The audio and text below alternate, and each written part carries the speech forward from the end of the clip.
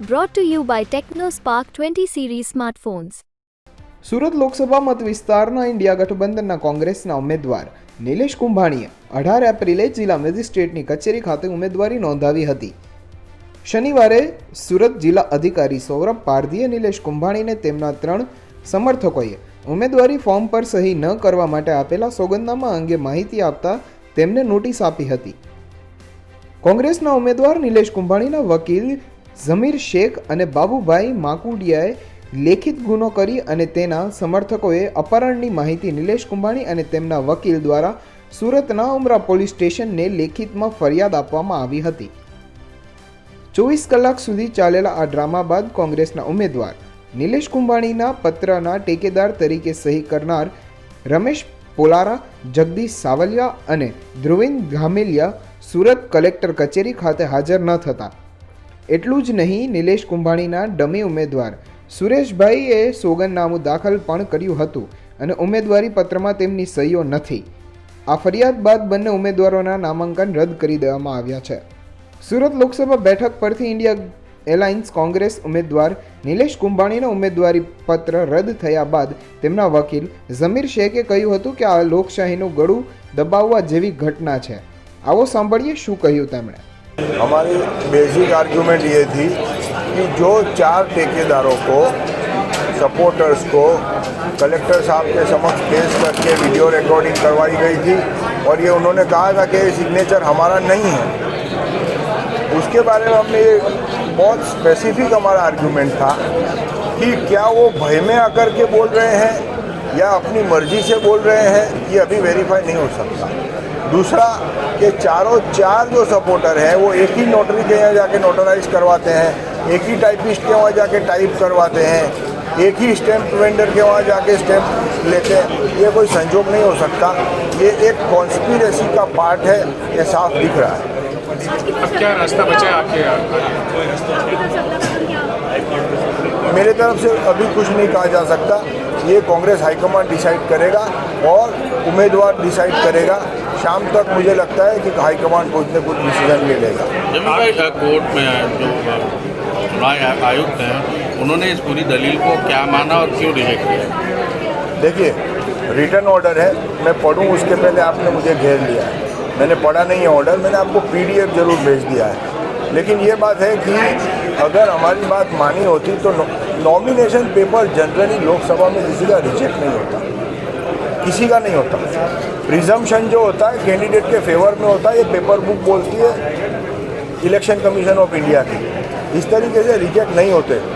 और बड़ा सरप्राइजिंग है क्योंकि पेपर बुक खुद ये कहती है कि छोटी मोटी टेक्निकलिटीज़ हो उसको, और ये इस तरीके से पेश किया जा रहा है. कांग्रेस पार्टी इस देश की बिगेस्ट अपोजिशन पार्टी है, 30% वोट शेयर है. क्या इसको सूरत में कोई एक कैंडिडेट एक ठेकेदार नहीं मिलेगा? एक ठेकेदार की ज़रूरत होती है फॉर्म में. क्या पूरे शहर में एक भी ठेकेदार नहीं मिलेगा? कोई मर्डर होता है, कोई चोरी होती है तो कोई मोटिव होता है क्राइम के पीछे. हमारा कैंडिडेट क्यों गलत सिग्नेचर करेगा? कोई मोटिव होना चाहिए. या तो हमको कोई एक भी ठेकेदार नहीं मिलता तब हम बोगस साइन करते, वरना हम क्यों बोगस साइन करेंगे? मोटिव तो होना चाहिए. इतने बड़े शहर में एक सपोर्टर नहीं मिलेगा और किसी ने आके कह दिया कि हमने हमारी गलत साइन करी है और आप मान लोगे? ये अभी मैं कुछ ज़्यादा इसके बारे में नहीं कहना चाहता. हमारे जो सपोर्टर्स थे जमीन भाई, क्या वो आज पेश हुए थे? नहीं, कोई नहीं आया, कोई नहीं आया. उसकी वजह क्या लगती है? मुझे नहीं पता वो क्यों होगा, क्या होगा, कहाँ होंगे. वो जो कल उनको लेके आए थे वही बता पाएंगे कि अभी वो कहाँ है. अच्छा, हाई कोर्ट जाएंगे, कोर्ट जाएंगे, कैसे क्या करेंगे इस मामले में? वो तो हाईकमांड डिसाइड करेगा. मेरे पावर में नहीं है बोलना. तो एक आप एडवोकेट हैं, उसके तौर पर ये हम जानना चाहते हैं कि जिस तरह से आप 2 ही कैंडिडेट मैन थे बीजेपी और कांग्रेस का, एक का मैंडेट जो है कैंसिल हो जाता है, तो अब ये इलेक्शन कमीशन प्रक्रिया कैसे होगी? क्या करेगी पार्टी? अभी इलेक्शन कमीशन चुनाव करवा देगा. चुनाव होगा फिर निर्दलीय को उसको घोषित कर दिया जाएगा. नहीं, दूसरे तो कैंडिडेट हैं.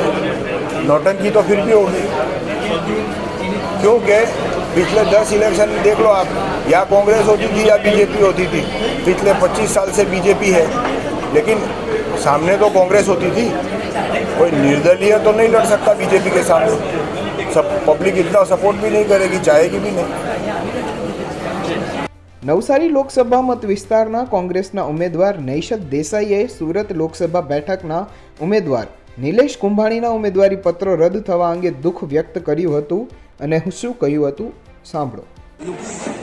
का एक बहुत भारी षड्यंत्र के तौर पे आज नीलेश कुंभाणी जी का उम्मीदवारी पत्र रद्द कर दिया गया है। 18 तारीख को ठेकेदारों ने स्पष्ट रूप से निवेदन कमिश्नर के सामने किया और बाद में भाजपा के उम्मीदवार ने एफिडेविट लेके खड़ी कर दी और ठेकेदार को प्रत्यक्ष रूप में मांग कर दे। ठेकेदार उपस्थित नहीं हुए, हो सके संजोगवशात या भारतीय जनता पार्टी की कॉन्स्पिरेसी से, और हम हाईकोर्ट जाके मनाही हुक्म में देरी हो इसीलिए जानबूझ के ऑर्डर की कॉपी कल से प्रसारित नहीं कर रहे हैं।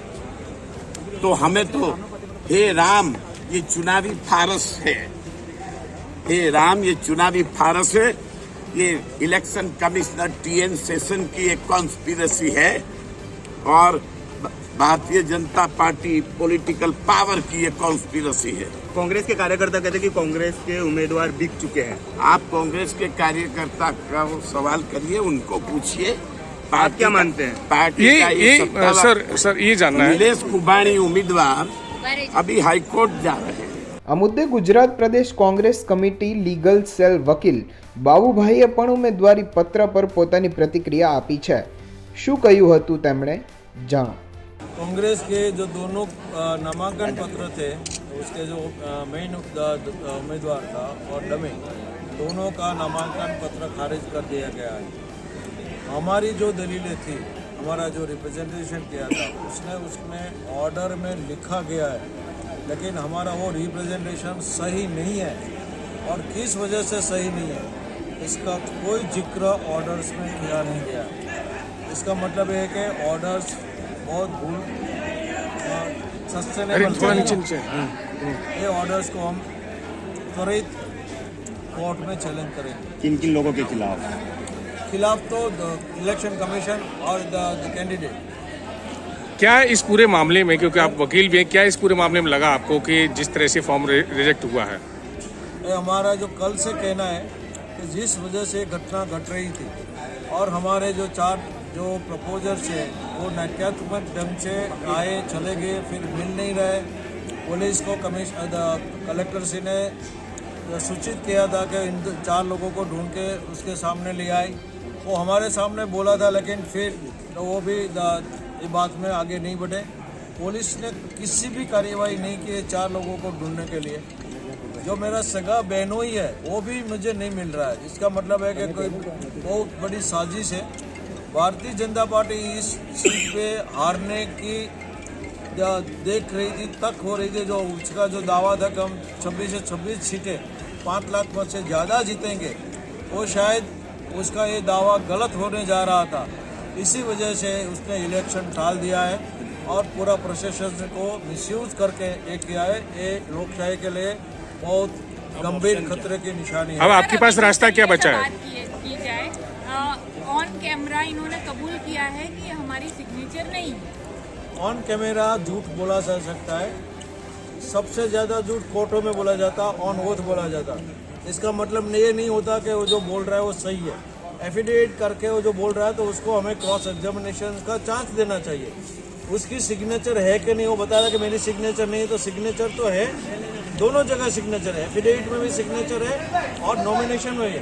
तो हैंडराइटिंग एक्सपर्ट का ओपिनियन क्यों लेने से डर रहे हो? हैंडराइटिंग एक्सपर्ट के ओपिनियन ले लो, पता चल जाएगा उसने सिग्नेचर किया कि नहीं किया। सर वो बता रहे कि हमने सिग्नेचर नहीं किया। हमने 4 आदमी का एफिडेविट फाइल किया है और बताया कि 4 आदमी के सामने उसने इस नॉमिनेशन पेपर में उसने सिग्नेचर किया है। तो एक आदमी को आप सही मान रहे हो और 4 आदमी को झूठ मान रहे हो।